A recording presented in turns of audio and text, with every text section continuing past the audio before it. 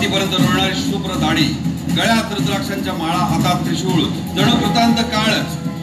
ज्ञानदेवांनी निवृत्तीनाथांकडे केवळ पाहिलं आणि आळंदीकरांना दिसलं की धडाधडा करून या चौघांना घेऊन एक मातीची भिंत चालली आहे अहंकाराने नटलेल्या या 1400 वर्षांच्या यतीला भेटायला. एकीकडे अभिनिवेश आणि दारुण अहंकाराची सजीव मूर्ती चांगदेव आणि दुसरीकडे प्रेमाने भारलेली सज्जनांना आसरा देणारी भिंत. एकीकडे चैतन्य आणि दुसरीकडे केवळ माती. एक गर्जना करणारा तर दुसरं केवळ मूक. एक शुद्ध तर एक शांत.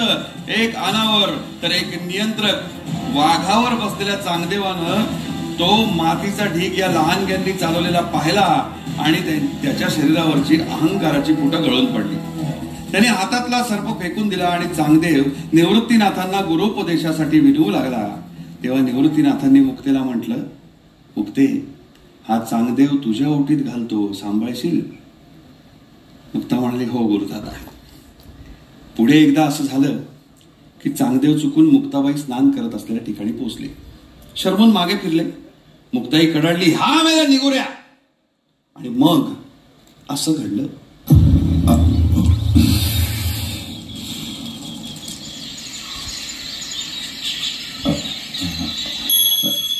गुरुमाऊली, आपण मग मला निगुऱ्या म्हणालात. माझ्या हातून काही चूक घडलीये का?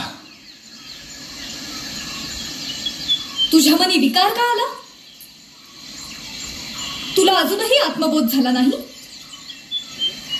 अरे, भिंतीला जसे कोनाडे असतात तसे देहालाही असतात असं समजून तू निर्विकार मनानं पुढे आला असतास. गावात शेतात गाई गुरं काय वस्त्रे लिहून मिळतात, मग त्यांच्यापैकीच मी एक आहे असे तू प्रत्ययात का येऊ नये?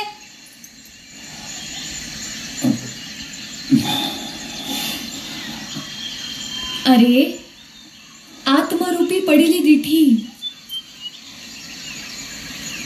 सांगया पाहे सर्व सृष्टी,